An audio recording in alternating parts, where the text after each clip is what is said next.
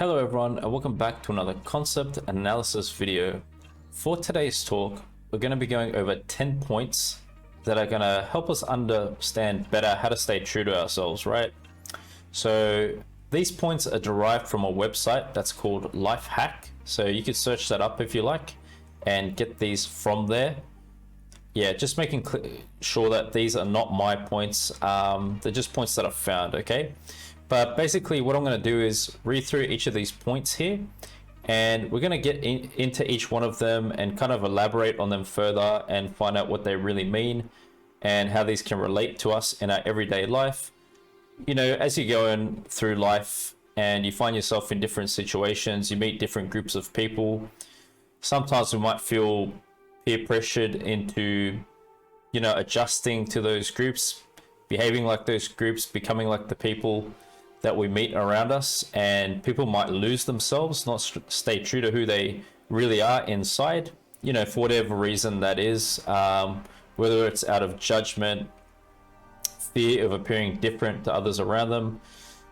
But what we're looking to do in this video is to kind of counter that, you know, and help you guys really remember to stay true to who you really are deep down inside, regardless of any kind of obstacle that you face.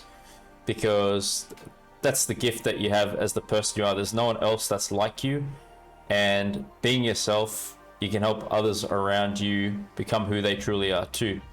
All right, so we're just going to jump into these now. The first point that we have to go with is don't aim to please others. I think this is a very important one in staying true to yourself, because obviously that has a lot to do with people conforming to those around them, right? They want to make others happy and they start to act in ways that's not authentic to themselves. So it reads, there is a problem if you are never doing what you want to do, yet always doing what everyone else wants to do. This is why you shouldn't please others but yourself. Pleasing others can be a nice thing to do, but know where your boundaries are. Instead of always aiming to please others, you should do things for yourself as well every now and then. So as far as pleasing others go, I mean, you should ask yourself, why are you pleasing them? If it's like your family members or someone who's close to you, you want to make them proud, I guess those are more genuine reasons. But if it's literally for the sake of just fitting in with some particular kinds of people, maybe you have to ask yourself, you know, is that really the right way to go about things? So point 2 that we have to get into is don't worry about how others view you. Occasionally thinking about how others view you may make you change for the good, but you should not be constantly wondering about what others are thinking. You should change if you want to, and change into what or who you want to change into. Yeah, you shouldn't worry about what others, you know, are thinking of you, because why does that matter really? If people are judging you, that doesn't really reflect that they are decent people anyway. So why should you consider, you know, their opinions so strongly? Instead, you know, try to feel your instincts out, try to sense what's true to you and behave in those ways more so. Point 3 that we have to work with here is learn more about yourself. Do you know who you really are? Ever since you were young, you've been conditioned to be one way or another. It may be weird just to spend a day being your spontaneous self, but sometimes it is the only way that you can learn how to be yourself. So yeah, self-discovery is a very important thing in staying true to you. Obviously you have to, you know, maybe search your soul a bit, find out what your purpose is in life, and what resonates with you, different kinds of activities or hobbies to get involved in. You know, just find your passions and what makes you happy. And I'm sure that's going to lead you on the path to staying true to yourself, rather than, you know, just engaging in things, as we said earlier, just because the crowd's doing that around you. And that happens a lot to people in society, you know, they just get caught up in mainstream things, and because everyone's on a certain wavelength, they think it's the right thing to do, but it's not. You're losing your authenticity by doing that. So try to learn more about yourself by having a think about what you're truly interested in, not by using others' interests to guide you. Point 4, appreciate who you are. No matter how different you are, appreciate yourself. So yeah, don't let others get you down because of your differences. There's a reason there's a reason for the way you are. There's a reason you've been put here on this earth. You know, you're here to make a difference in your own capacity. And just love yourself at the end of the day, regardless of what people might have to think of your differences. Point 5, be confident with who you are. Do you ever doubt yourself? Doubting yourself can be very easy if you're constantly comparing yourself to others and wondering what if. Instead of doubting yourself all the time, you should be confident with yourself and who you are. Showing confidence in yourself and your decisions will also show to others that you know what you are doing.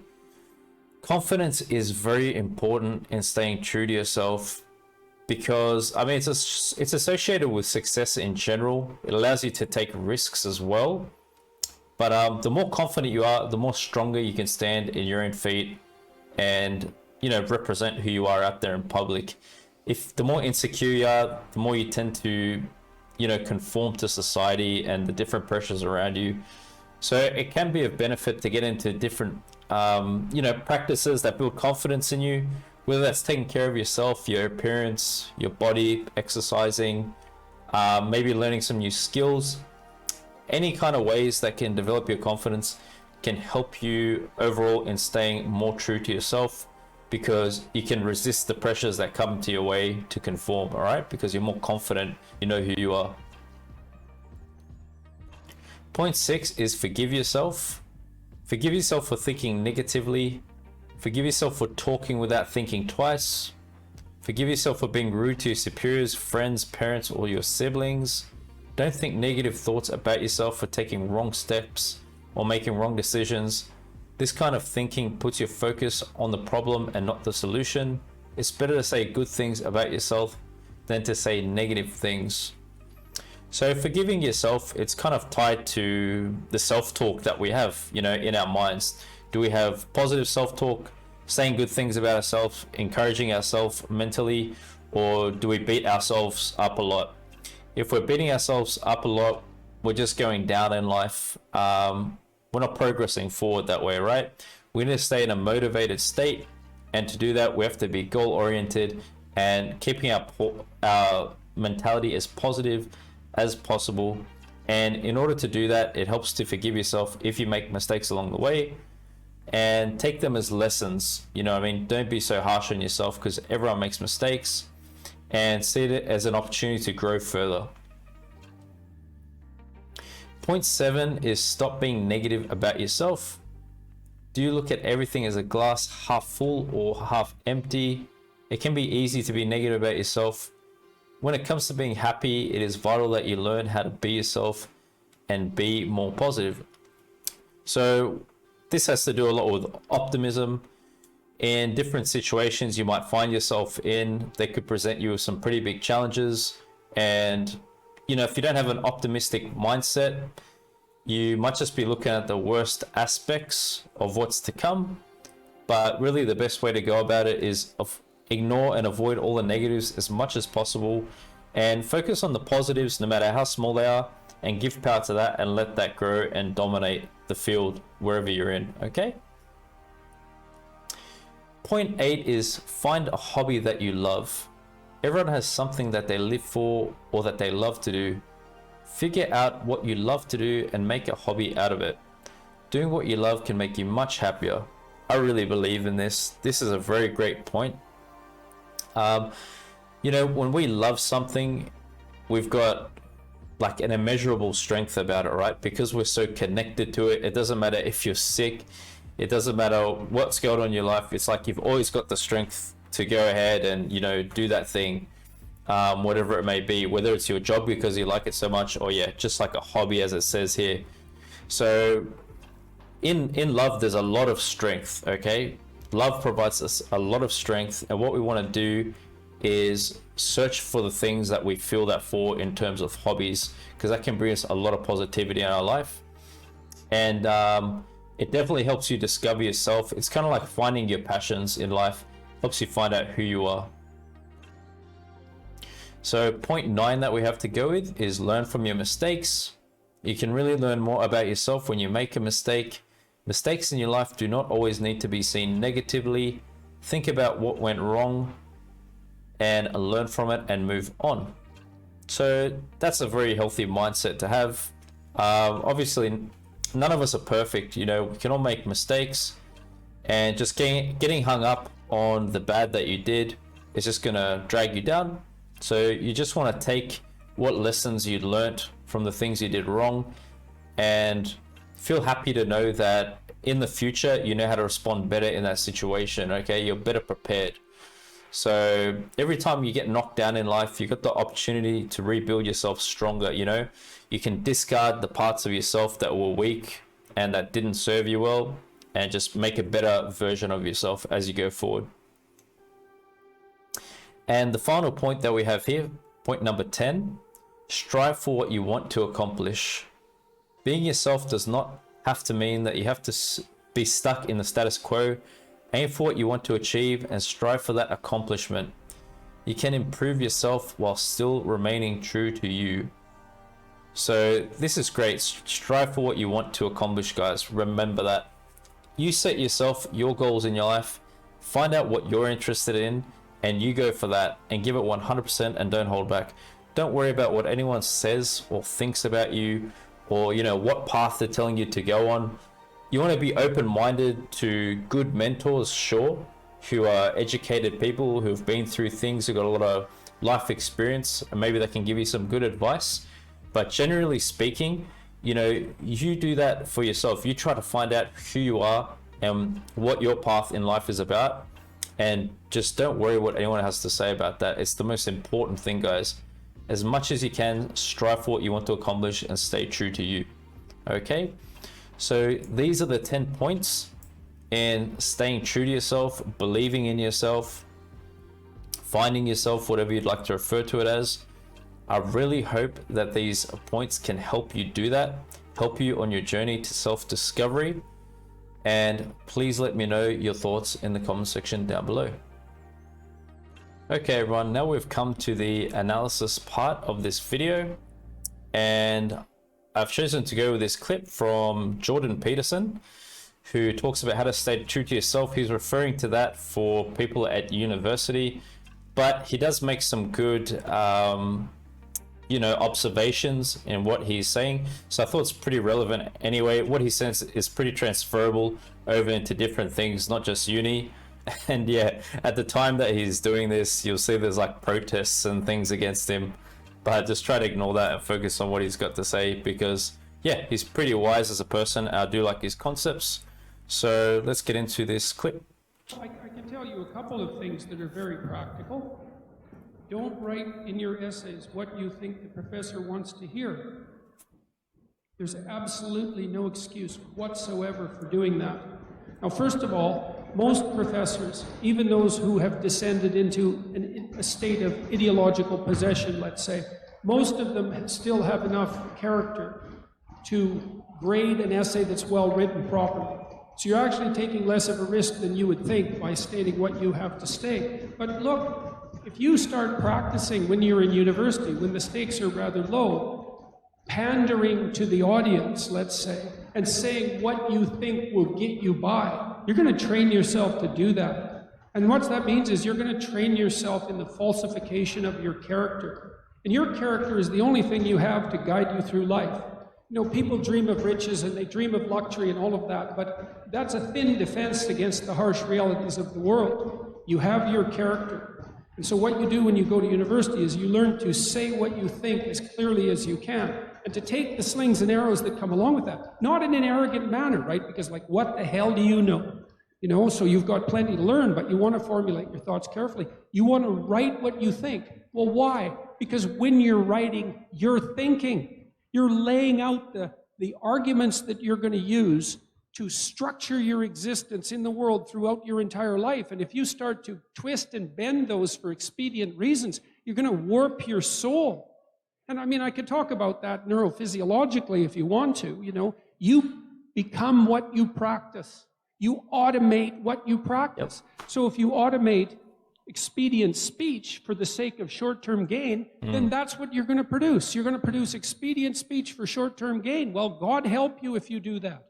Like, There is nothing that you will possibly do in your entire life that will serve you better than to get control of your voice in university. And obviously you do that by reading, right? You read great people. You do that by writing what you think. You stay true to yourself while you write what you think, and you take the risks and you gain the benefits that go along with that. You learn to stand up and speak and to listen carefully. And that makes you a negotiator of unparalleled power. And if you're a negotiator of unparalleled power, there's nothing in the world that won't open itself up to you. So that's what you're doing in university. And if you find professors who reject that, and there's fewer of them than you might think, then it's your sacred obligation to stand up for yourself against that, because it's going to happen to you throughout your whole life, and you might as well start practicing how to do it right now. So that's how it looks to me. Yeah, there's an old saying that I write.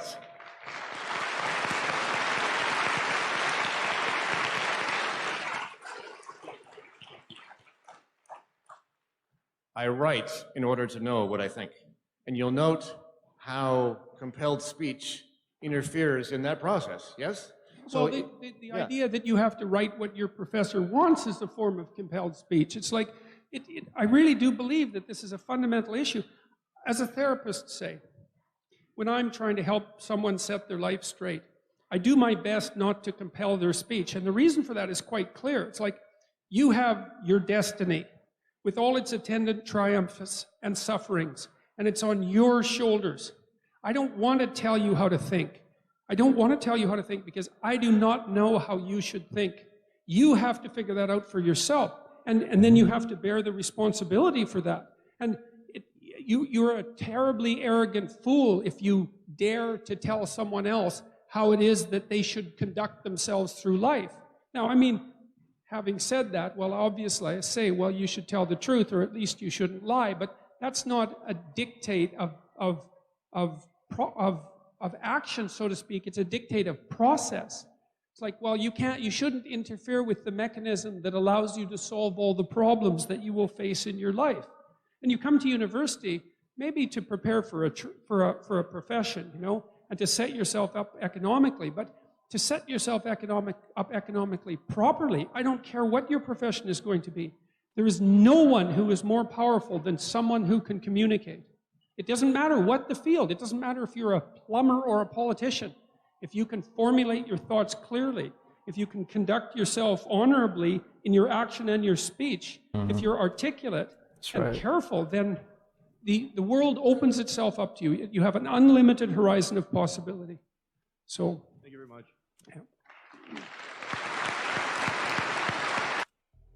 Man, that was awesome.